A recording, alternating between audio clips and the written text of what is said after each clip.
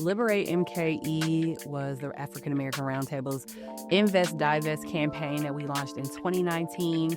We decided that the work that we really wanted to be up to was something around the budget. We actually were politicized through it, through a couple comrades in the work, Nate Gilliam, and also some other folks in the community who showed us this pie chart.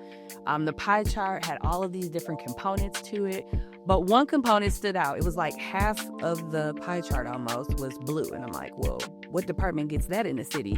And folks told me it was the police. And I'm like, well, how can any city thrive with one department, very specifically the police department, taking up that much of the budget? We wanted to make sure that we were giving residents an opportunity to be a part of and to educate them around the city budget, also to change the material conditions on the ground, and also to divest from police who clearly get way too much of the city's dollars.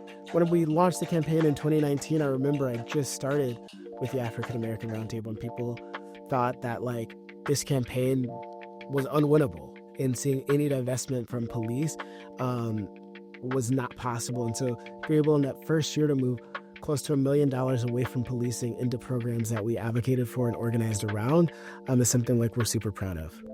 I think that the most transformational part of Liberate MKE, for me at least, was when we went out and canvassed the neighborhood. As a matter of fact, we identified the highest turnout ward of one of the aldermen from the north side of Milwaukee, and we went and knocked that ward and found 300 people who were willing to sign pledge cards saying that they wanted to see money allocated from police to things like affordable housing, youth jobs, and other priorities. And so that for me was transformational, delivering those cards to that alderman and seeing their reaction as they were not expecting that level of support for something like this in their district. We were able to really wake people up through our campaign, and I think that's been the most transformational part of it.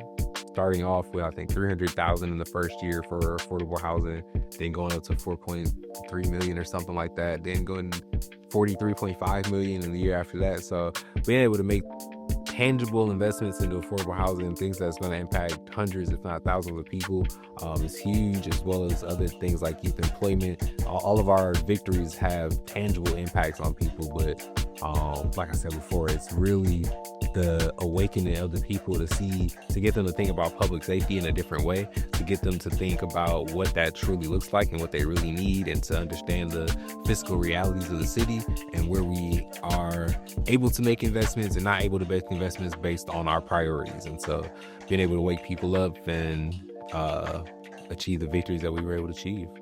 Throughout the years, we've won several things, including increasing the pay for youth interns in the Earn and Learn program, and just an expansion of the Earn and Learn program. If you look back in the 2020 budget, we saw $72,000 go to the Earn and Learn program, and since then we've seen additional investments throughout ARPA go to Earn and Learn. 2020 budget, we saw money going to birthing moms dealing with lead to give them lead kits. We've also saw over the years just increased money going to housing programs.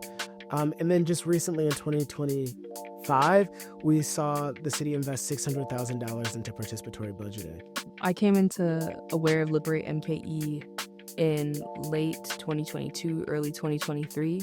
At the time, I was a grad student at UWM. I was still figuring out not just myself, where I wanted to be in my personal life and academically, but I also wanted to be connected to a community that had the same values as me. And specifically, I wanted to be a part of a community that cared about abolition, that cared about imagining alternatives to public safety, and embracing our authenticity as Black people. So in Milwaukee, there is a strong and powerful class of people who have been able to control the narrative around policing and safety more generally.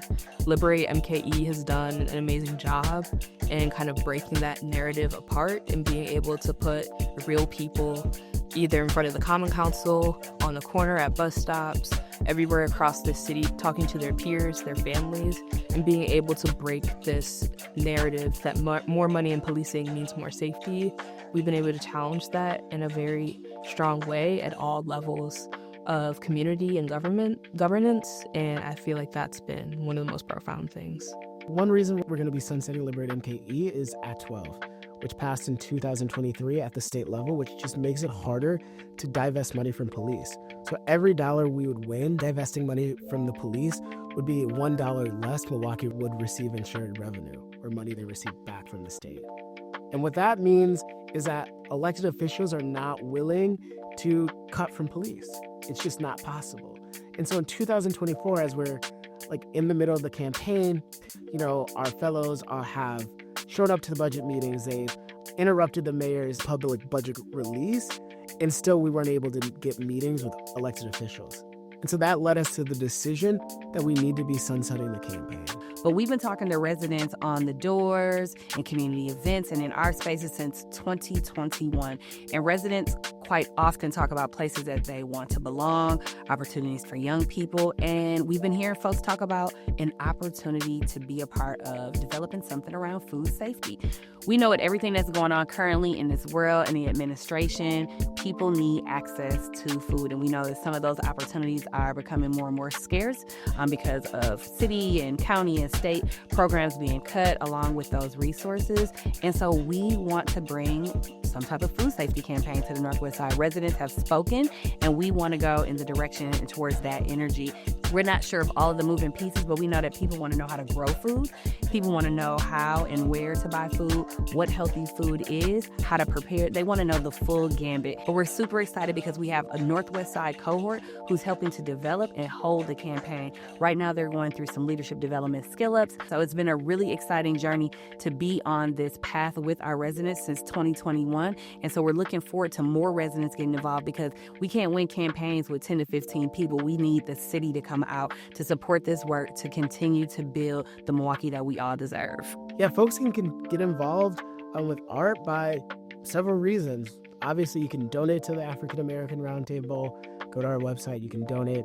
You can become a member. If you're like, I'm looking for a political home and you're Black in Milwaukee, you can become a member of the African American Roundtable. And the last thing is you can engage within the campaign.